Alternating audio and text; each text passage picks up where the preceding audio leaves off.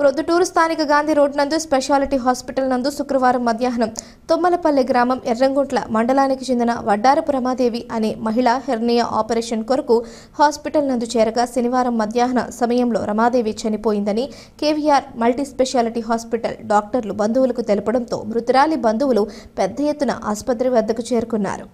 తమకు సాయంత్రం 5:30 కావస్తున్న మృతురాలను చూపించలేదని, వైద్యం వికటించడం వలన వైద్యుని నిర్లక్ష్యం వల్లనే రమాదేవి మృతి చెందిందని బంధువుల ముందు ఆరోపించారు.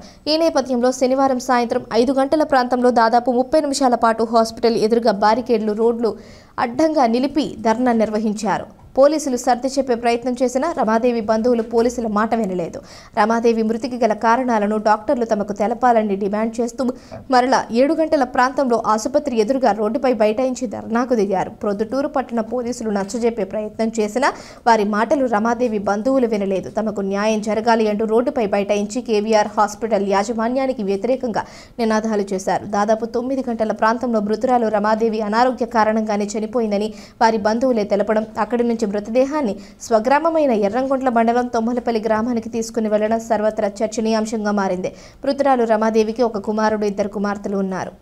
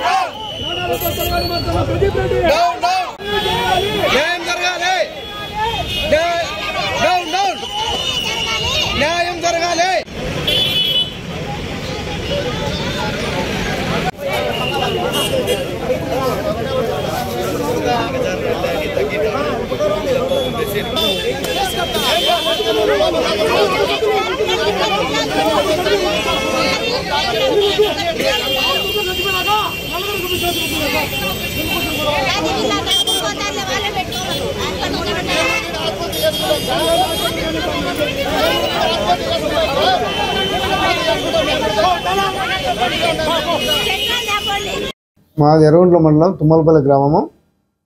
నాకు మేనల్లుడు ఇస్తాడు శ్రీనివాసులు, నా పేరు శ్రీనివాసులే. అది అనారోగ్యంతో వచ్చినారు, మొన్న రాత్రి వచ్చినారు, తీసుకొచ్చినారు. అదే అనారోగ్యంతో బాగలేదని తెచ్చి పెట్టారు.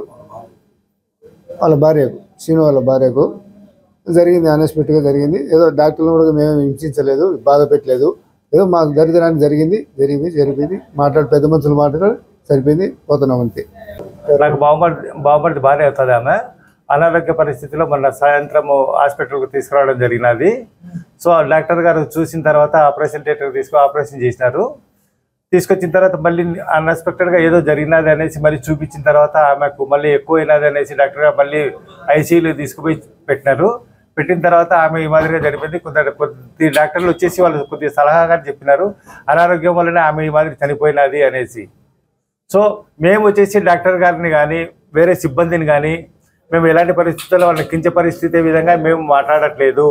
డాక్టర్ గారిని కానీ ఎవరిని కానీ ఏ పక్షంలో కానీ మేము మాట్లాడలేదు. మాకు సమయం బాగలేదు కాబట్టి ఆమె చనిపోయిననే ఉద్దేశంతోనే ఆమెను మేము రిటర్న్ మా ఇంటికి తీసుకుపోవడం జరుగుతూ ఉంది. మా పాపను హాస్పిటల్కి తీసుకొచ్చినాము ఆ ఆపరేషన్ కోసమని. కాకపోతే డాక్టర్ల తప్పని ఆపరేషన్ జరిగింది. మా పాప డాక్టర్ల తప్పని మేము ఇంతవరకు అల్లరి చేయడం వాస్తవమే. కాకపోతే అది కొంతమంది డాక్టర్ల మేరకు సలహాలు తీసుకోవడం మేరకు అది కాదు, ఆ పాప అనారోగ్యం వల్లనే చనిపోయిందని, మేము డాక్టర్ తప్పు ఎలాంటిది లేదని చెప్పి మేము కూడా మా పాపను తీసుకొని వెళ్ళిపోవడం జరిగింది.